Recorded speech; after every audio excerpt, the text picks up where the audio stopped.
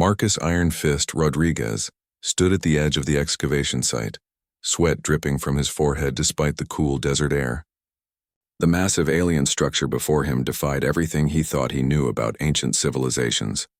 The pyramid-like building stretched into the sky, its dark metal surface covered in symbols that seemed to shift and move when he wasn't looking directly at them. "You sure about this, champ?" Dr. Sarah Chen asked, adjusting her archaeological equipment. She had been studying the site for 3 months ever since the deep space mining team had uncovered it on this remote planet.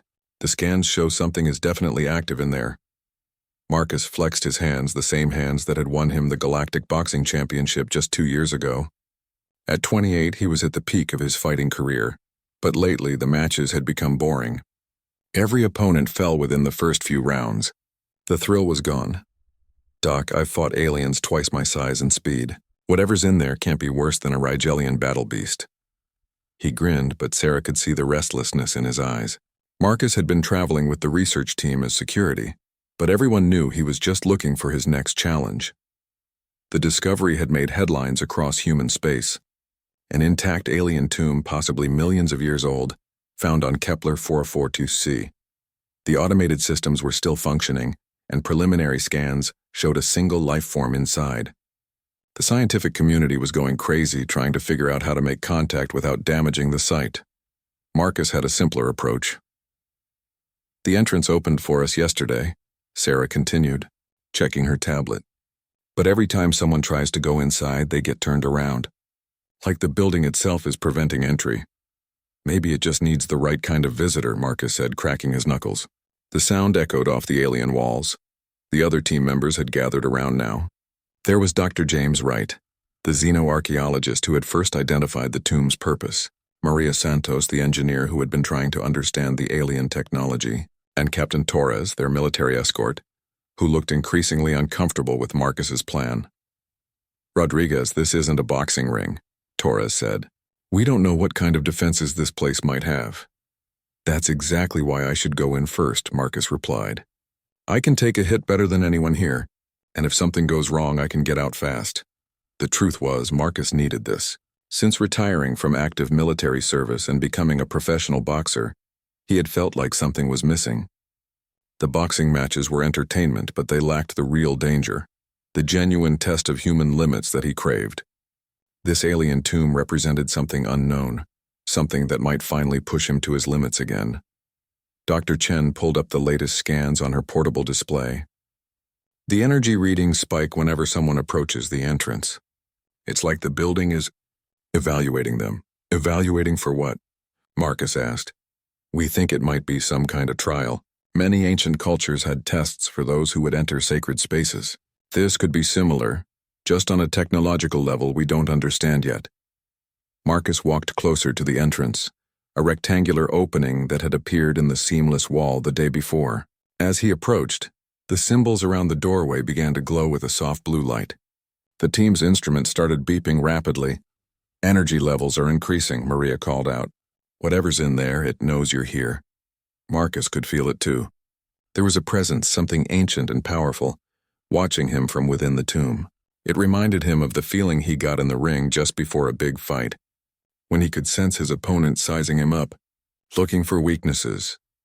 "The scans show a large chamber about 100 meters inside," Dr. Wright said, nervously adjusting his glasses. "That's where the life form is located. But Marcus, we still don't know if it's friendly." "Only one way to find out," Marcus said, stepping toward the entrance. The moment his foot crossed the threshold, the glowing symbols flared brighter. The air seemed to thicken, and Marcus felt a strange tingling sensation across his skin.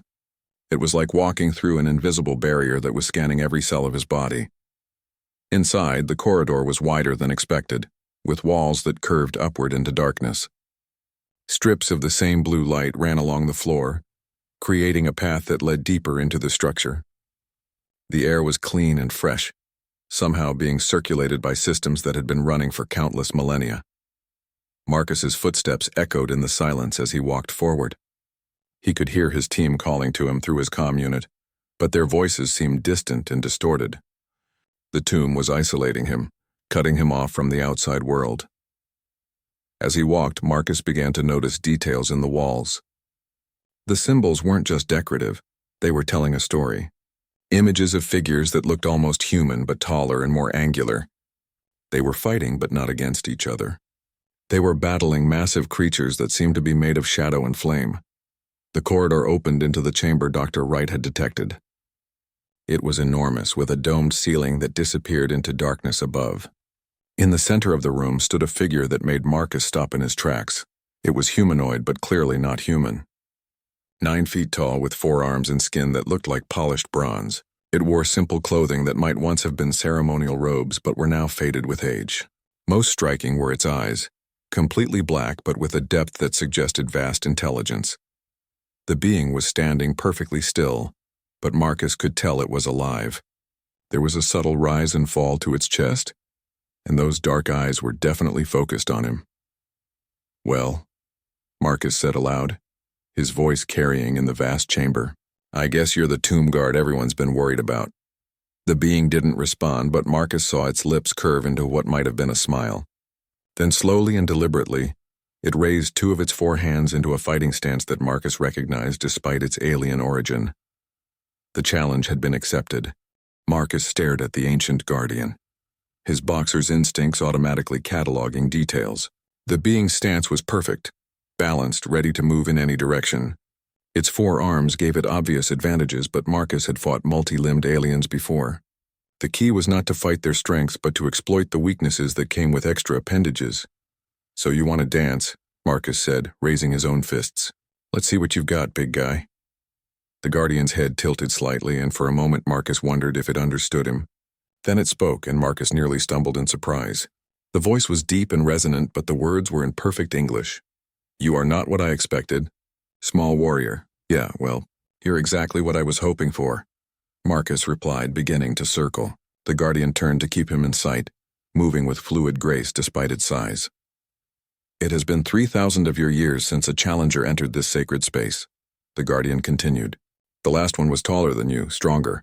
He lasted 7 minutes. Marcus grinned. 7 minutes? That's all? I'm just getting warmed up after 7 minutes.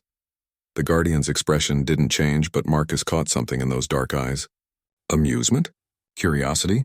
It was hard to tell with an alien face, but there was definitely intelligence there. This wasn't going to be a mindless brawl. "You carry yourself like a fighter," the guardian observed. "But you are so small. How do you expect to challenge one who has stood guard here since before your civilization learned to work metal?" "Size isn't everything," Marcus said, still circling. "And age just means you're probably rusty." That got a reaction. The guardian's 4 hands shifted slightly, and Marcus saw muscles bunch under that bronze skin. But instead of attacking, the being seemed to be considering something. "You have courage, I will grant you that. Or perhaps merely ignorance. Tell me, small warrior, do you know why this tomb exists?" Marcus shrugged, keeping his guard up. "Doc Chen thinks it's some kind of burial site. Ancient alien royalty or something." "Not burial," the guardian corrected. "Preparation. This is a training ground, built by my people for a war that consumed worlds. I am the final test. Test for what? To see if a species is worthy to inherit our knowledge.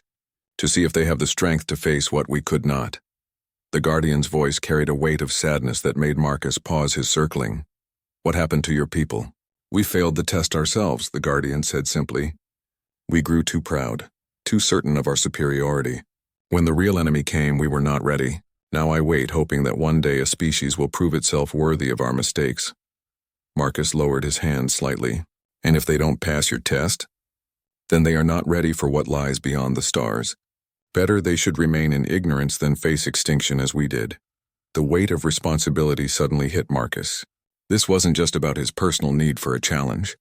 According to this guardian, the future of humanity might depend on what happened in this chamber. "How many species have tried?" Marcus asked. 43, the guardian replied. "Some were large and strong, others fast and clever. All failed. Most died in the attempt." Marcus felt his heart rate increase, but not from fear. This was it, the ultimate test, the challenge he had been seeking his entire life. Everything he had done, every fight he had won, had been leading to this moment. What exactly does passing the test involve? "Combat," the guardian said, raising all 4 arms into fighting position. "Not to the death necessarily, but until one of us can no longer continue. If you can defeat me, or if you can survive for 1 full hour, Your species will be deemed worthy. And if I lose, then you join the others who have tried." The Guardian gestured to a section of the chamber Marcus hadn't noticed before. In alcoves along the wall were the remains of various alien beings, perfectly preserved. 43 different species, all of whom had failed this test. Marcus took a deep breath, centering himself the way his first trainer had taught him 15 years ago. Fear was normal. Fear was useful. It kept you sharp and focused. But fear couldn't be allowed to control you. 1 hour, huh? Marcus said, rolling his shoulders. I've gone 12 rounds with a Centaurian crusher. That's 48 minutes of pure hell. I think I can manage 1 hour with you. The Centaurians were children compared to my people, the Guardian said. But there was something like respect in its voice now. You truly believe you can succeed where 43 other species have failed? I don't believe it, Marcus said, settling into his own fighting stance. I know it, because I'm not just fighting for myself anymore. I'm fighting for every human who ever looked up at the stars and wondered what was out there. I'm fighting for every kid who dreams of being something more than they are. And I'm fighting because sometimes the little guy wins. The Guardian was quiet for a long moment, studying Marcus with those deep black eyes. Then slowly a smile spread across its alien features. You know what, small warrior? I think I am going to enjoy this fight. Without warning, the Guardian lunged forward with incredible speed. Marcus barely had time to raise his guard before 4 fists came at him from different angles. He managed to block 2, deflect a third, but the 4th caught him in the ribs and sent him sliding across the smooth floor. The Guardian had been holding back during their conversation.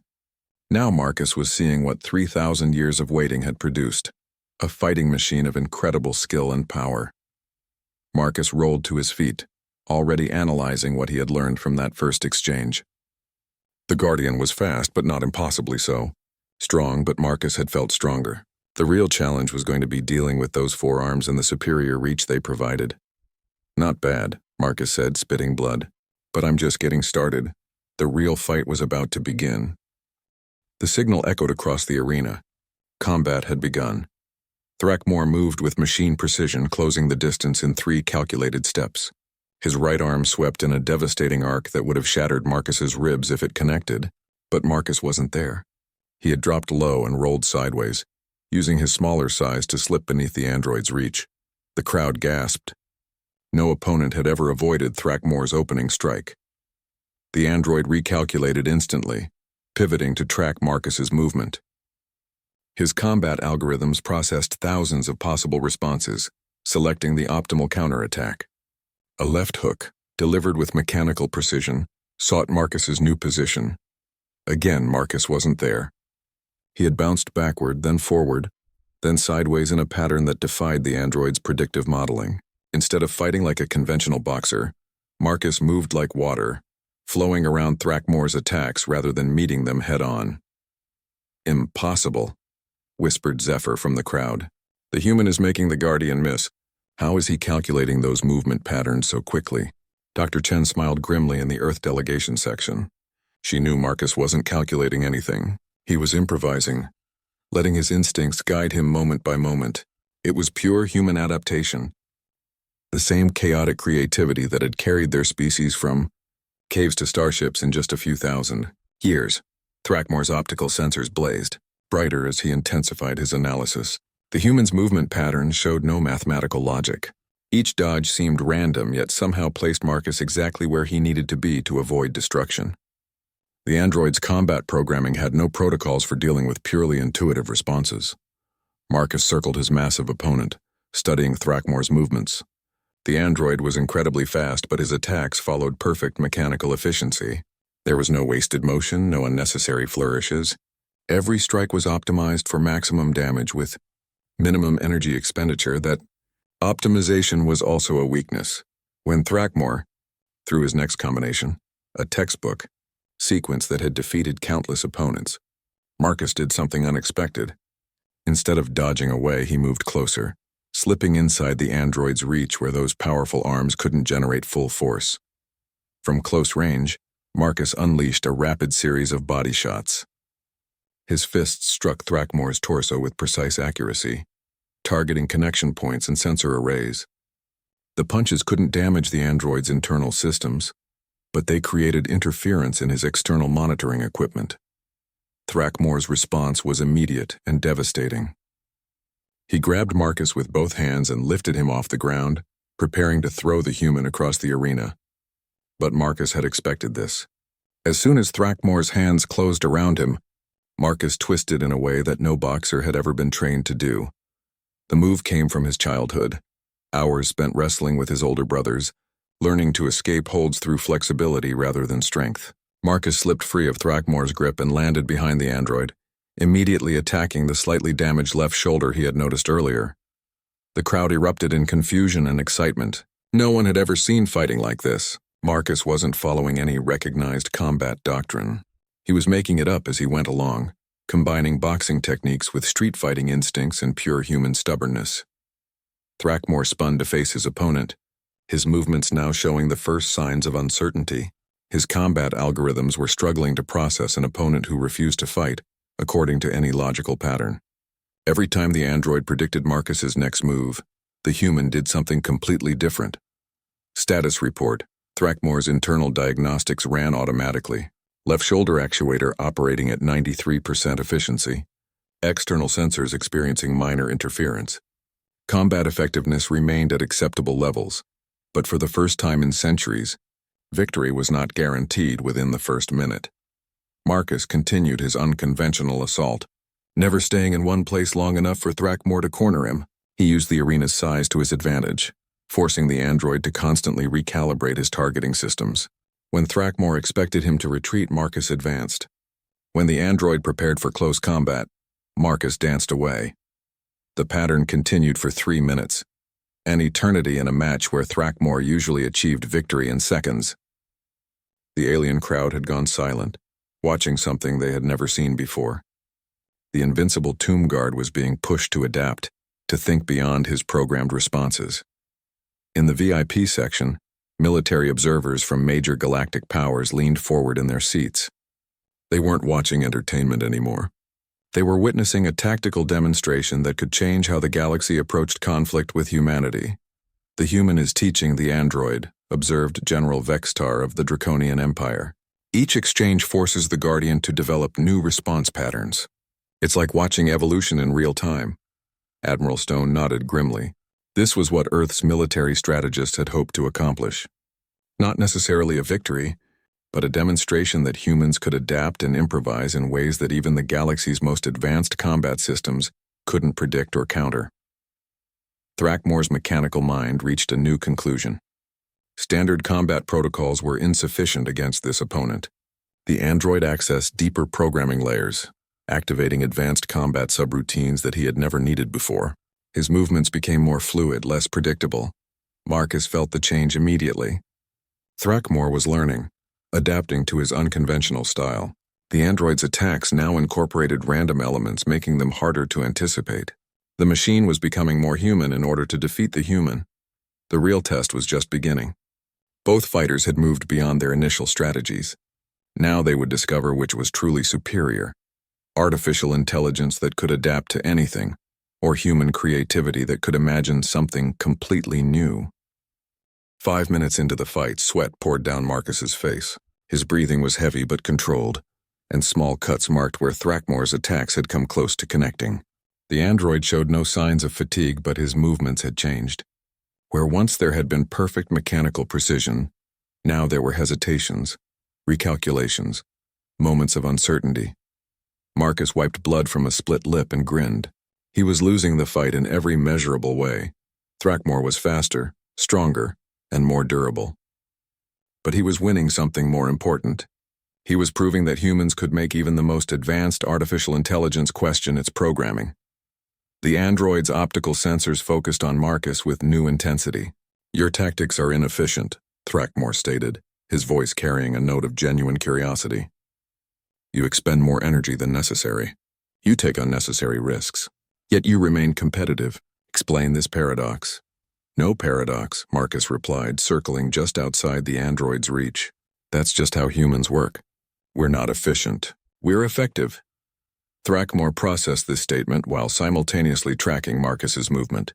The distinction between efficiency and effectiveness had never been programmed into his combat protocols. Efficient systems followed optimal paths to predetermined goals. Effective systems achieved results regardless of the path taken. The realization triggered new analytical subroutines. Perhaps the human's apparent randomness wasn't random at all, but a form of strategic thinking that operated beyond conventional logic. Thrackmore began monitoring patterns within the chaos, searching for the deeper structure underlying Marcus's unconventional tactics. Marcus sensed the android's changing focus and decided to test a theory. Instead of continuing his evasive patterns, he suddenly stopped moving and stood perfectly still in the center of the arena. The unexpected action created a moment of complete silence. Thrackmore froze mid-step, his targeting systems confused by the sudden lack of movement. His combat algorithms had been adapting to track a constantly moving target. A stationary opponent required completely different response protocols. For 3 seconds, both fighters remained motionless. The crowd held its breath. Then Marcus smiled and spoke loud enough for his voice to carry across the arena. You know what the difference is between humans and machines? Machines try to be perfect. Humans try to be surprising. Before Thrackmore could process the implications of this statement, Marcus exploded into motion. But instead of using conventional boxing techniques or the improvisational movements he had shown earlier, he employed something completely different. He began to dance, not combat movement or tactical positioning, but actual dancing. Marcus had grown up in a neighborhood where young people settled disputes with dance battles as often as fistfights. He incorporated those movements now, combining capoeira spins with breakdancing footwork and traditional boxing combinations. The effect on Thrackmore was immediate and devastating. The android's combat programming had no reference point for an opponent who treated combat as performance art. His targeting system struggled to track movements that seemed to follow musical rhythms rather than tactical logic. Marcus spun, twisted, and flowed around Thrackmore's increasingly desperate attacks. Each time the android adapted to one pattern, Marcus switched to another. Breakdancing became capoeira. Capoeira became jazz movements. Jazz became pure improvisation that followed no recognizable form. The crowd erupted in amazement and confusion. Alien spectators from dozens of species tried to understand what they were witnessing. The human wasn't just fighting. He was creating something entirely new with each movement. "This is impossible," declared the tournament's chief analyst. "Combat effectiveness should decrease when movements become purely aesthetic. The human is violating fundamental principles of strategic engagement." But Marcus's effectiveness was actually increasing. By abandoning conventional tactical thinking, he had forced Thrackmore into a state of constant recalibration. The android's advanced programming was consuming enormous processing power, trying to predict movements that had no logical structure. Dr. Chen watched from the Earth delegation with growing excitement. "He's not trying to beat the android through superior technique," she explained to Admiral Stone. "He's overwhelming its decision-making capacity. Thrackmore can't fight what he can't understand." The android's internal systems began showing strain for the first time in centuries. His optical sensors flickered as processing demands exceeded normal parameters. Warning indicators appeared in his peripheral vision as backup systems activated to handle the computational load. Thrackmore's mechanical mind reached a critical realization. He had been approaching this combat as a problem to be solved through analysis and adaptation. But the human wasn't presenting a problem, he was creating art. Art couldn't be solved, only experienced. For the first time since his creation, Thrackmore felt something approaching what organic beings might call frustration. Every defensive system, every adaptive protocol, every combat subroutine in his vast programming library was designed to counter logical opponents who followed recognizable patterns. Marcus Rodriguez was operating outside the boundaries of logic itself. The android made a desperate decision. Instead of continuing to adapt to Marcus's movements, he would abandon adaptation entirely. Thrackmore activated his most basic combat programming, pure aggression protocols that bypassed analysis entirely. He would overwhelm the human through sheer mechanical superiority.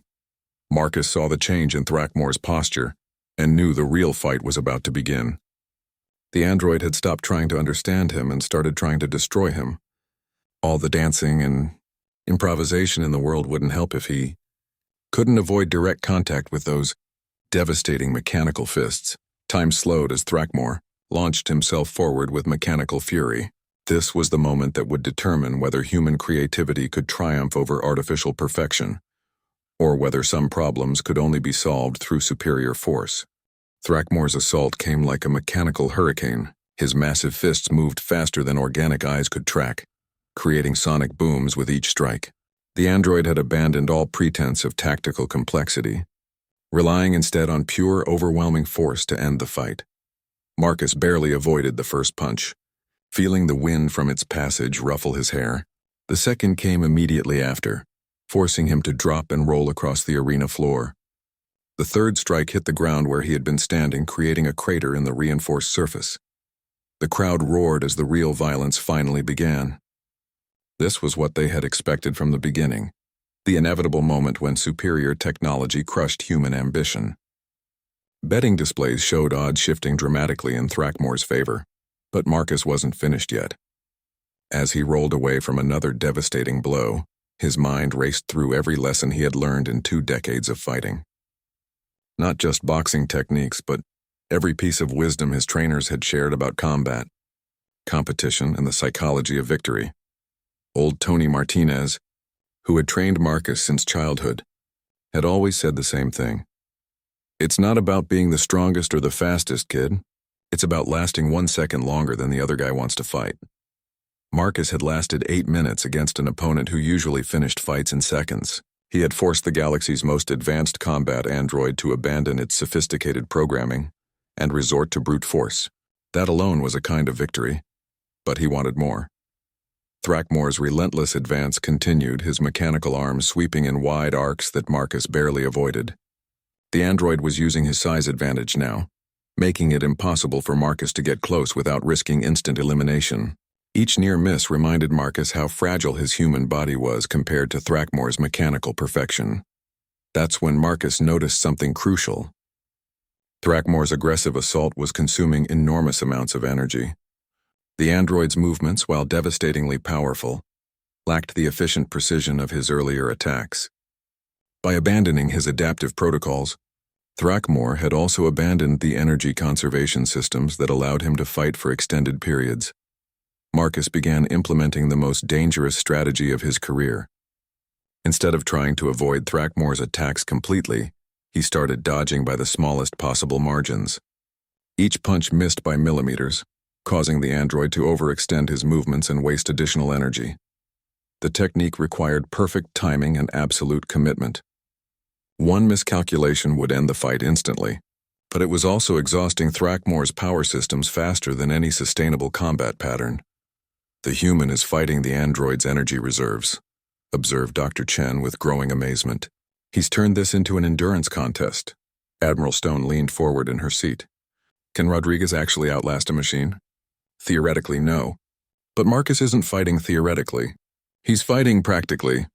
The distinction became clear as the minutes passed. Thrackmore's attacks remained devastating, but they were coming slightly slower. His optical sensors flickered occasionally as power management systems struggled to balance combat effectiveness with energy conservation. The android was facing a choice he had never encountered before: maintain maximum aggression and risk power depletion, or reduce intensity and allow his opponent to recover. Marcus sensed the android's dilemma and pressed his advantage. He began taunting Thrackmore, using psychological tactics that no previous opponent had ever attempted. Getting tired? Marcus called out as he slipped past another haymaker. I thought machines were supposed to be efficient. Thrackmore's response was immediate and telling. Instead of ignoring the provocation, the android increased his attack rate, burning even more energy in an attempt to silence the infuriating human. Psychological manipulation wasn't part of Thrackmore's defensive programming. He had no protocols for dealing with an opponent who attacked his ego or pride. The android's internal warning systems began activating. Power levels were approaching critical thresholds. If combat continued at this intensity, he would be forced to enter conservation mode within minutes. No opponent had ever pushed him to such extremes. Marcus saw the subtle changes in Thrackmore's movements and knew his strategy was working. But he also knew he was running out of time. His own body was approaching its limits. The constant evasion and precision timing were taking their toll on his human endurance. He needed to end this quickly, before exhaustion made him too slow to continue avoiding Thrakmor's attacks. The android might be running low on power, but he still had enough left to crush Marcus if he made a single mistake.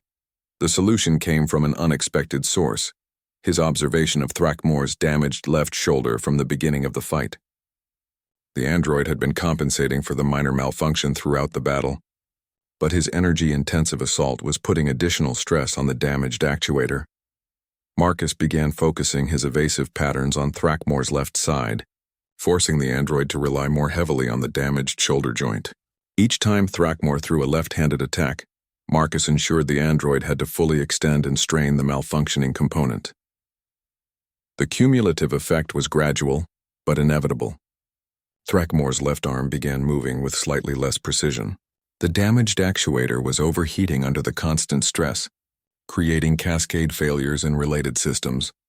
Marcus pressed his attack on the weakened system, darting in to strike at connection points around the damaged shoulder whenever Thrakmor overextended.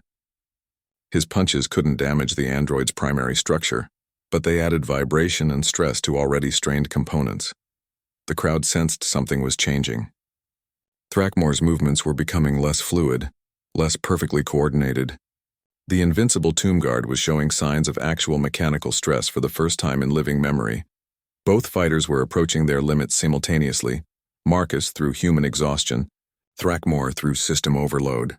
The next few seconds would determine which form of endurance would prove superior: biological determination or artificial efficiency pushed beyond its design parameters.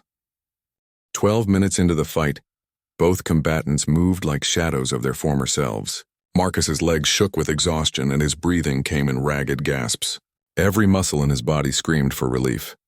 But his eyes remained focused, his mind sharp with the clarity that came from pushing beyond normal human limits. Thrakmor's condition was more difficult to assess, but subtle signs revealed the strain on his systems. His optical sensors dimmed periodically to conserve power. His left arm hung slightly lower than his right, the damaged actuator finally beginning to fail under prolonged stress. Most telling of all, his movements had developed a barely perceptible hesitation as his processors struggled to balance energy, conservation with combat effectiveness. The arena had fallen silent except for the sound of Marcus's labored breathing and the mechanical whir of Thrakmor's internal systems. 50,000 alien spectators watched something unprecedented: a human and an android locked in a battle of endurance that neither had been designed to survive. Marcus knew he had perhaps one more minute of maximum effort left in his body. After that, fatigue would make him too slow to avoid Thrakmor's attacks. He had to end this now, but the android's defenses remained formidable despite his system stress. That's when Marcus remembered something his grandfather had told him about fighting much larger opponents. Sometimes you can't knock them down, kid. Sometimes you just have to make them knock themselves down. The strategy that formed in Marcus's exhausted mind was insane. It violated every principle of self-preservation he had ever learned. But it was also the only approach that might actually work against an opponent whose primary weakness was his own overwhelming power. Marcus stopped running. He planted his feet in the center of the arena and raised his guard in a classic boxing stance. For the first time in the entire fight, he was inviting Thrakmor to attack him directly. The android's sensors registered the change immediately. After 12 minutes of chasing an elusive opponent, Thrakmor finally had a stationary target. His combat programming immediately calculated the optimal strike to end the fight, a devastating overhead blow that would utilize his full mechanical advantage. Thrakmor raised both arms above his head, channeling every remaining joule of energy into one final devastating attack. His damaged left actuator screamed in protest but held together for this ultimate strike. The android brought his fists down with enough force to crack the arena floor. Marcus moved at the last possible instant. He didn't dodge to the side or backward as he had throughout the fight. Instead, he stepped forward, slipping inside Thrakmor's reach as the android's fist crashed into the arena floor where he had been standing. The impact created a crater 3 meters wide and sent shockwaves through the stadium. But Marcus was already inside Thrakmor's guard, positioned exactly where the android couldn't bring his devastating arm strength to bear. The android's own attack had left him off balance and vulnerable, his massive arms committed to the downward strike. Marcus unleashed everything he had left, 20 years of training, a lifetime of refusing to quit, and 12 minutes of absorbed punishment, all focused into a single perfect uppercut aimed at the one spot where Thrackmore was truly vulnerable. The junction where his damaged left shoulder connected to his torso. The punch landed with every ounce of force Marcus could generate. The impact traveled through Thrackmore's mechanical frame, finding every stress point and structural weakness created by 12 minutes of combat beyond his design specifications. The damaged actuator finally failed catastrophically. The cascade effect spread through Thrackmore's left arm systems, causing balance calibration errors that his strained processors couldn't compensate for quickly enough. For the first time in 800 years, Thrackmore fell. The android's massive frame crashed to the arena floor with a sound like a starship hitting pavement. His optical sensors flickered as backup systems struggled to compensate for multiple system failures. Warning lights appeared across his chest display, indicating critical malfunctions throughout his left side motor functions. Marcus staggered backward, barely able to remain standing. His right hand was probably broken from the impact with Thrackmore's armored frame. His legs trembled with exhaustion, but he was still upright, still conscious, still fighting. The arena erupted in chaos. Alien spectators leaped to their feet, shouting in languages from across the galaxy. In the human section, Earth's delegation sat in stunned silence, unable to process what they had just witnessed. Thrackmore attempted to rise, his right arm pushing against the arena floor, but his balance systems couldn't compensate for the loss of his left side motor functions. Each attempt to stand resulted in mechanical instability that sent him crashing back down. The android's voice resonated across the suddenly quiet arena. "I cannot continue. System failures prevent effective combat posture." The admission came with obvious reluctance, but Thrackmore's programming demanded honesty in his status reports. The referee's AI construct descended between the fighters. Combat terminated. Victory to competitor Marcus Rodriguez of Earth by technical elimination. The words echoed through the stadium like thunder. Marcus Rodriguez, a human boxer from Earth, had just defeated the legendary Tomb Guard of the Zerion Empire. The impossible had become reality. Marcus collapsed to one knee, his body finally surrendering to exhaustion. Medical teams rushed onto the arena floor from both sides. Human medics for Marcus and Zerion technicians for Thrackmore. The contrast was striking. Organic beings tending to flesh and blood, while mechanical specialists diagnosed cascading system failures. Dr. Chen reached Marcus first, her scanner immediately detecting multiple injuries: fractured metacarpals in the right hand, severe muscle strain throughout the legs and core, possible concussion from proximity to Thrackmore's ground impacts.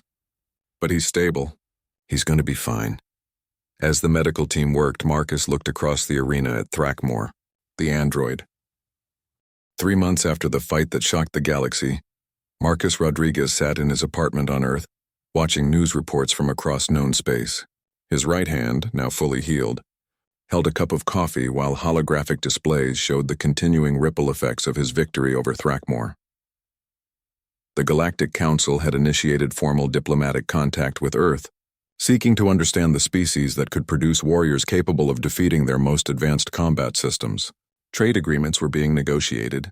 Scientific exchange programs were proposed. Humanity was no longer seen as a primitive species on the galactic fringe, but as a potential major power worthy of respect and caution. Military academies throughout the galaxy had added courses on human combat psychology to their curricula.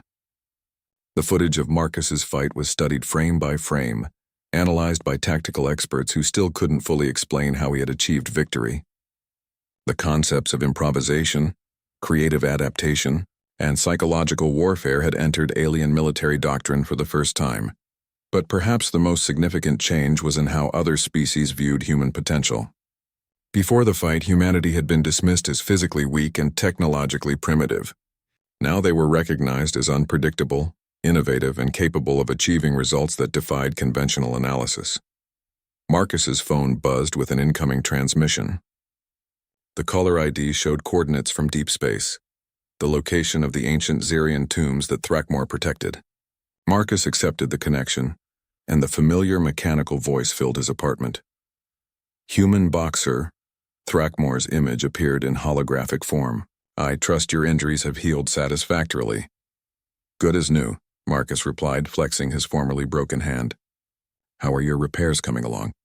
Complete. The Zerion technicians were fascinated by the cascade failure patterns you induced. They have implemented additional redundancies to prevent similar vulnerabilities in future Guardian models. So you're back to being invincible?